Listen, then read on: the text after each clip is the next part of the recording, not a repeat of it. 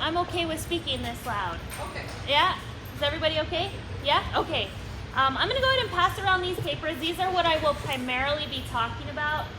This is when you're going to report a crime or something that's happening. So I'm going to pass out half over here, and then I'll send another half around. And then I have a few other handouts up here if you guys are interested in looking at them. So what I've heard is that there's just some issues around here with some loitering, maybe some vagrants, suspicious activity. So I'm here to talk to you guys about the frustration I'm sure you're feeling when you've had to call something in. As a citizen, I'm sure you expect something specific from us, you know, your taxpayers, and you expect when you call the police that the police is going to show up. So I'm here to explain the other side of it so that way, you know, we can hopefully get you guys to understand a little bit, you know, put it more into perspective of why everything is taking so long to respond to certain kinds of calls, okay? So I'm in crime prevention, and this is what I do. I come out and I try to educate the public on different certain, you know, topics of crime and how you can prevent certain kinds of crimes and make yourselves harder targets for certain kinds of crime. So the paper that's going around is calling 911 and calling 242 cops. So how many of us here have ever had to report something? Whether it's an emergency or not, okay? Another question I like to ask is how many here have been a victim of a crime in Albuquerque? Okay, it is unfortunate, but that's to show that there's many people that probably share the frustration that you do. Okay, so right now, this specific location is in the Northeast Area Command. So Albuquerque Police Department is broken up into 6 different area commands, and this is the Northeast Area Command. So to give you guys a little bit more perspective of what that is, the geographical parameters of it is I-25 east to Eubank and I-40 north to the city limits. So it's a pretty big area. We serve about 250,000 residents here in the Northeast, and it gets up to 500,000 during the work week. Let me put that further in perspective, okay? So 2 weeks ago on our swing shift, which covers 2 p.m. to midnight, which is our busiest time of the day, obviously, because you kind of have the traffic accidents at 5 o'clock, and then you have people coming home and finding that their homes have either been burglarized or domestic disputes, things like that, because it's going real late into the night, into, you know, early morning. And so 2 weeks ago during that shift, there were 6 officers covering that entire area command for that duration. So even further, okay, we have a priority system, a 5-call priority system. So we have our 1s and our 2s, which are highest priority. Those are our stabbings, our shootings, our homicides, our domestic violence, anything that is actively happening right then and there. And then 2 are the little less, you know, severe, a robbery that just occurred but the suspect's no longer on scene. After the fact domestics where the parties have separated. And then the 3, 4, and 5, those are all just kind of the smaller, less life-threatening issues.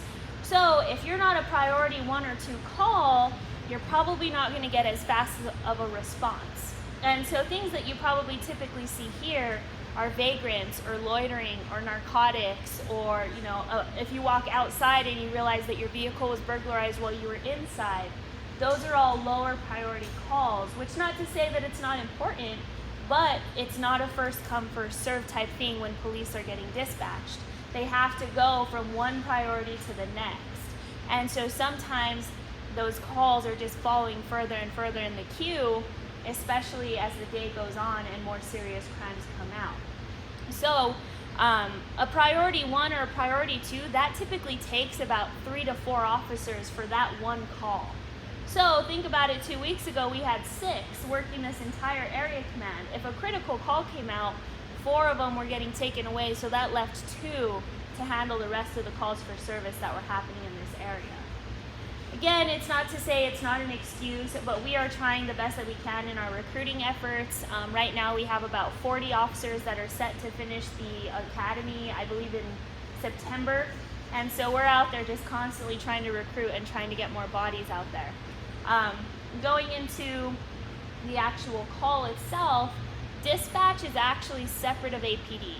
So communications is its own department. And so when you call, you're not calling APD directly. There's a huge location way off of 108th Street, I think, in the middle of nowhere, and that's where the dispatch center is. So those people are totally separate, and they are also understaffed. I believe right now, for all shifts, all times, they have 18 dispatchers to cover a 24-hour period throughout the week. So they are just really, really understaffed. And so by the time the call gets sent over there, if you are calling dispatch though, I will encourage you that if you have a bad experience with it, if a dispatcher hangs up on you, if you don't feel like you got the proper response, please call back and ask to talk to a supervisor. And I would ask the same if you have a responding officer and you feel like you didn't get the proper resources or the proper outcome. You can always call and ask to speak to a supervisor to make sure that it was fulfilled to its extent. But that, I know it's probably not relieving to hear that we are understaffed that much, that you may be put on hold on 242 cops for 30, 40 minutes before you get through to a dispatcher. We have now, I don't know how tech savvy everyone is, I'm not really tech savvy, but we do have an APD app on a mobile phone, and that is actually really useful. It's pretty user friendly. If you have a smartphone, you can download it on there. So if you want to report suspicious activity or vagrants or people outside loitering, you can do that through the app, and it's so much faster than calling 242 cops.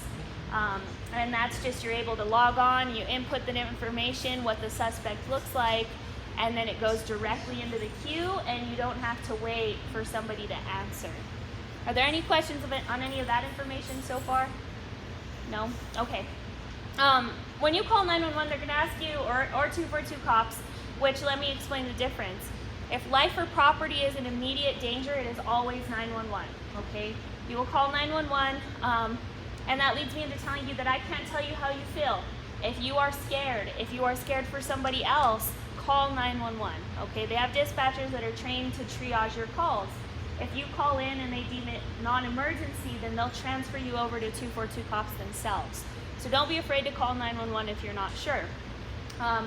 When you call, they'll of course ask you a series of questions. It's important not to get impatient and understand that there is a call taker, which is the person you're on the phone with. So they're getting all the information from you, and then there's a separate person who is the actual dispatcher that is already sending you whatever resources you might need.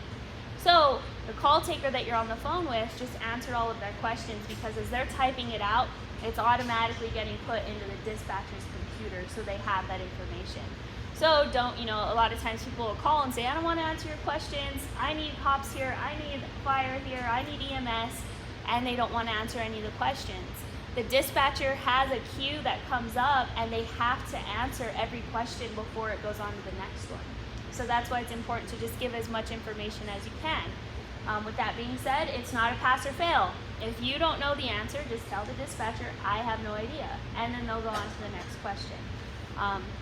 Things that they're going to ask you, things to be kind of vigilant on. If you're out here in the parking lot and you see somebody maybe walking in between cars, looking into car windows, or just, maybe they're doing narcotics on the side of the building, something like that, it's important to try and get a description if you can. They're going to ask you things like what color pants, what color of shirt, their shoes. Shoes is a big one.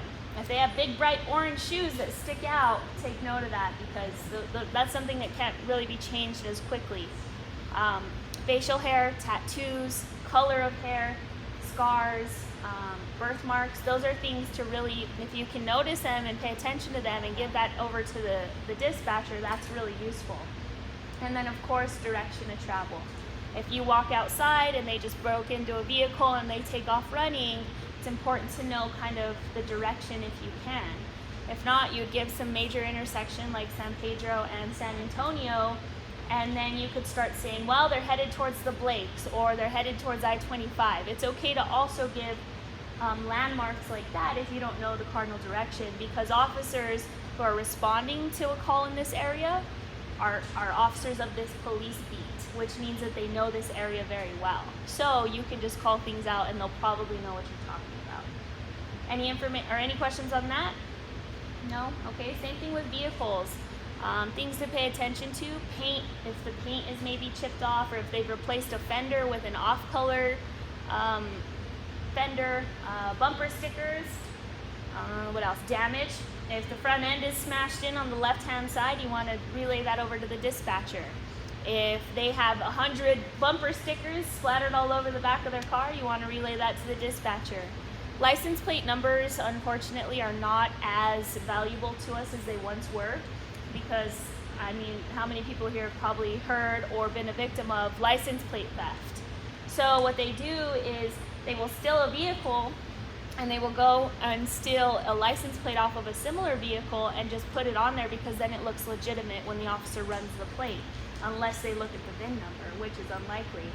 And so if they are going and committing a crime, if they stole a license plate off of that, it doesn't even necessarily mean that it matches to that vehicle. So it's really, the type of license plate is more advantageous to us than what the actual number is. So if you could say it was a turquoise plate, or a yellow plate, or a balloon plate, or a chili plate, whatever you can do to really narrow down the description of that vehicle. It was a red four-door with a turquoise New Mexico plate. That really narrows it down, so that way the officers who are responding to this area are on the lookout now for a red four-door car with a turquoise plate. And then direction of travel on that as well. If they're headed that way, it's obviously north, and then these run east and west, so just things to keep in your mind. It's unfortunate that we live in this time of day where you don't know if something's going to happen, if you're going to witness something that might happen. But muscle memory really takes play here. If you practice all the time looking at people, observing people, what they're wearing, if you are a witness or a victim of a crime, your body's going to be more calm and you're going to have a better reaction to it instead of being caught off guard. So obviously we're all human. Fight or flight will take place. You don't know if you're going to stick around or if you're going to want to run away. But if you keep practicing in your head, what was that person wearing? You could be walking your dog, or when you come in and you see each other here, take note of what each other was wearing and start quizzing yourself, running it through your head. Well, today my friend was wearing a purple shirt and jeans. Or today my friend, and when you go home and you're just constantly quizzing yourself, when you witness a crime or you become a victim of a crime, your body is going to be used to reacting to it as such. And so you'll remember more details. But it really is just, it's practice. And again, it's unfortunate, but you never know. You could be at Walmart, you could be at Target, you could be at Lowe's, you could be anywhere, and you could witness something or be a victim of it. So it's just important to practice on what you're going to relay over to the dispatcher, so that way they have more information. Any questions on that? No? Did you have one? Sorry. No? Okay. That was really what the biggest point that I wanted to talk to you all about. Auto burglaries right now, there's obviously a spike in that in Albuquerque. There's always a spike in auto burglary, auto theft. We know that we're one of the biggest capitals for it. But it's just time that we take everything out of our vehicle. I have seen everything stolen from a car, from cups of change to personal papers, birth certificates, large amounts of money, firearms. That's a big one that we're seeing right now. People are leaving their firearms in their vehicle and they're getting burglarized, and that's one more weapon on the street. So if you do have a firearm and you plan to take it with you somewhere, they do have boxes, safety boxes, that you can actually have welded into your vehicle, and that way they can't get in. All you have to do is stick the firearm inside, lock it, it's just like a safe. And so that way, if somebody does break into your vehicle, they don't just have a free gun to go and get and take with them. That goes to say insurance, registration, take it out of your vehicle. At this point, they're stealing that. Last summer, we saw a trend where they were stealing your registration and insurance. Everybody knows on that it has your address visible. So they were stealing that with your garage door opener, and they were going over to your home, click, open your garage door because they got your address off of your registration. So take your garage door openers out of your car, anything that might have your address or personal information. One of the crimes that I think we don't think about too often, but that are really just, they're awful if you become a victim of, is identity theft. That takes 10 years for you to get your identity back and clear if you do become a victim of identity theft. So anything that you have with your name, date of birth, social security, anything like that, make sure it's not inside your vehicle, because they'll go and try and do something. Two weeks ago, we had a victim who came into the substation and reported somebody opened a mortgage in their name. because they gathered their social security. They had everything you need to get a mortgage, and this man, I think he got a claim for the insurance, and he was like, I don't own that house. And so he was able to find out through the credit bureau and through his bank that somebody had stolen his identity and opened up a mortgage in his name. So there's just things that, you know, we don't always think of, but we can prevent ourselves from becoming victims of those crimes. Auto burglary, I really think, is one of those crimes that we have total control over. Unless your vehicle has a laptop and $50,000 sitting in it, it's clearly visible, it's highly unlikely that they're going to break into your car. For them, it's always risk over reward. So they're going to break into that car if they know they're going to get something out of it. So if there's nothing visible, they have no reason to break in. With that, auto theft, if you have an older model vehicle, Hondas, Toyotas, those are very popular for auto theft.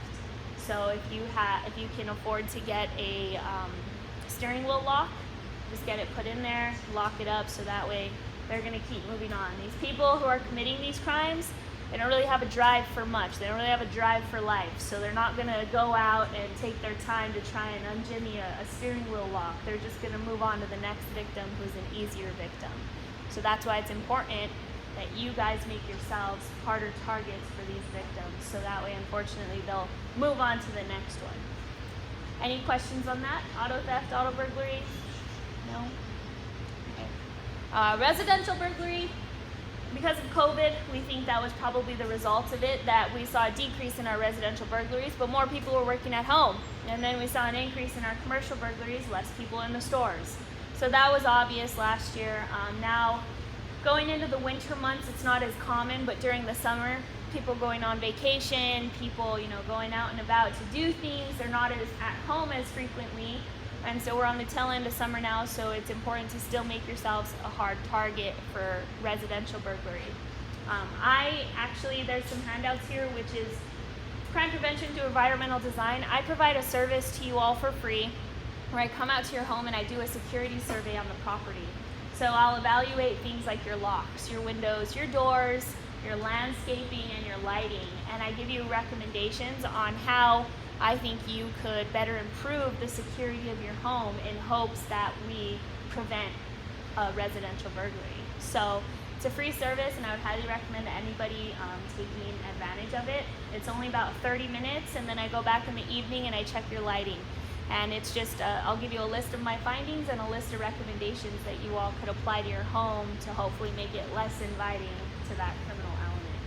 So that is, if you want to look it up, it's a national thing. It's called Crime Prevention through Environmental Design. And it's the idea that the way a building is built and the way that it looks attracts a criminal element. So sometimes we don't even realize it, that our bushes are covering our windows, and that's how the burglar got in, because we like our rose bush and we want to trim it back. But those are things to just keep an eye on and look at. So if you're interested in that, there's a handout and my card up here, so you can schedule that with me. Any questions? Is there any feedback? Is there anything specific that you all have seen that you'd like to talk about? Go ahead. Do you also do these inspections of commercial? Yes, so the security surveys, if you own a business, if you have a private business, I can come out and I can do it on that as well. The ideas behind it, you can apply it to anything. I've done it at parks, I've done it at auto shops, I've done it at homes, apartments, everything. So if it's something you're interested in. Yes? Well, I have heard that we are concerned here about people actually encroaching on our property. Okay. And so that's what do something. we do? So we also offer something called a periodic watch that you can call into 242 cops, myself, or the substation. So what that does is, if you are noticing a time that they're camping here, or that they're loitering here, if there's a time frame, if there's the same individuals that keep doing it, you would call that in, give us a description, and we would put in what's called a periodic watch. So whenever officers are available, it's a priority 5 call of periodic watches. But when they're available, they would get dispatched to come and just drive around the property during that set time that you seem to be having the issues. So they would come out, get out, walk around, see if anybody's here. Another thing is if there's no trespassing signs up, I don't know if you have any on the building, those are very useful. You have 2 of them. Do they cite the city ordinance? I wouldn't know what the city ordinance is. Okay. I got them in molds, so. Okay, yeah, so right now we're recommending that you put up the ones that have the city ordinance, because then when officers respond, let's say it's late at night and they find campers on property, if you have it posted with the city ordinance, that gives officers reason to contact these people and talk to them and ask why they're here. You don't technically need a person for contact. So if you just have regular no trespassing signs, officers have to come out and find a victim, talk to an owner, talk to somebody who's here that's responsible for the property, and then they can go make contact. But if you have the city ordinance posted, then it shows, okay, nobody here after business hours should be loitering. And so, because it's a no trespassing, no loitering, no lingering ordinance. And so then they come out and they're able to make contact and then remove them from the property. So I would recommend that. I know they have some throughout the city that are already pre-printed. I think they're like $12 a piece. So, and you don't have to plaster them all over, just where a reasonable person would see those signs. So that way officers can make contact. Anything else? You all are noticing when you're walking outside or when you're coming in, if you see people kind of loitering outside or lingering, call it in. You would call that into 242 cops. It's a non-emergency. Or you could even contact myself and I could talk to our proactive response team and just let them know what's going on. But we want to know that there's stuff going on, because a lot of what we do is data driven. So up until I got the phone call that you all wanted me over here, I thought that you guys had no issues, because if we don't know about it, we can't go and proactively address it. Yes, sir. The dollar store's been robbed 3 days in a row, Okay. and countless other times. And, I've come here, and APD's been here, their back door's been open, but them alone is enough to have a periodic response. And the unfortunate part with that is that we can't just go do it because they're private property. We actually have to be asked to go do it. And so, of course officers can patrol and they can come here and there, but we can't help them unless they want to. I could go and talk to them and say, hey, we're hearing that you're having issues. And one thing to keep in mind is the ADAPT program. It's a new program through the city, which is a nuisance and abatement program. And so if they get deemed as a nuisance, the city legal actually comes in and they take over the property and deems them a nuisance. So that's usually something that I try to talk to businesses about to try and deter them away from that. So, yes, ma'am. If you have outside cameras that have information going to the cloud, does the city police interact with the cloud? Say, for instance, something happened and then you need to have some. Yeah, so if you have, and I think if it's run off of Wi-Fi, it won't work. We need a hard drive, so to speak. And so if it's run through that, if they're hardwired cameras to the building that goes into a docking system, then we can actually tap in to those cameras at businesses. So you can look it up, and I think they have a list of cameras that work together, that communicate with our system. And it's on a city, I think it's cabq.gov/scan, and I can send that over in an email. And that is just where you go to register the camera. And so what they do is they send out a technician from our real-time crime center, and they wire everything the way it should be. So let's say, a robbery happens or something's happening next door, they have this big map that when it shows that there's a crime occurring, it'll show little red dots at all the businesses that have cameras around that business. So then if you're registered with us, they're able to tap into those cameras and get a live view of whatever's happening. So it is useful. And you could do that with your home as well. We don't tap into your home cameras. It's just a way to register that if your neighbor's home got burglarized, same thing, the map will show up and show us that their neighbors have a camera, so the officers will go talk to the neighbor and say, hey, your neighbor was burglarized at 5 p.m. Can we look at your cameras around 5 p.m. to see if they caught the burglar on their camera? So that's another thing to look into if you have home cameras. Ma'am, you had a question? I did. So if we have problems, from what you said, we need to use the app as more effective. It's really efficient, and I kind of learned that on accident, and so I've been preaching it to everybody, is that it's, you know, if you have to wait on 242 cops for 30, 40 minutes, who really has time to do that, especially when it's, you know, it's just a minor crime. You want to just, hey, this is happening, I want somebody to know about it. The app is just that. You go, you text in what's happening, you could take pictures and send it in with your complaint, and then it goes directly into the queue. And if we do that through the app, does somebody still have to stay here until the cop shows up? Not necessarily. I think once you input all the information, it'll tell you what to do next. Yeah. And if it's an emergency, or if there's something that you know that you need a police response, it'll kick back your complaint and tell you to call 242 cops. Okay. Any other questions? Did I hope what the information I gave you was helpful for the issues that you guys are having here, that you're facing here. We really just need to know that it's happening and a time frame that it's happening, and we will get resources out here to you guys. Not promising every day, but we can do it. We have a proactive response team, and their job is solely to go out and proactively address crime. So they're not going to the calls, they're not getting dispatched to the calls, but those guys, as you can imagine, it's a 3-man team, and everywhere in this area command that has problems, those guys have to try and work every single day. But not to say that they can't come and take a ride up here during that time frame you all are having issues. So, yes, ma'am. How do you find the app to download it? It's ABQ Police, I believe. Yesterday yeah. Or you can type in Albuquerque and then search it in the App Store. I've looked it up a few different ways. Okay. ABQ Police. Yep. Yeah, it has our logo. Our logo's on the top of it, on the front of it. So it's very useful. And you can do all kinds of things on there. You can make a report. It's a directory. It gives you traffic notifications. It gives you crime info, whatever you need on that app. So it's very useful, and I don't think a lot of people know about it. Okay? That's all I have for you guys, if you don't have any questions for me. Alrighty. Thank you guys. There's more information. I'll leave all of this here for you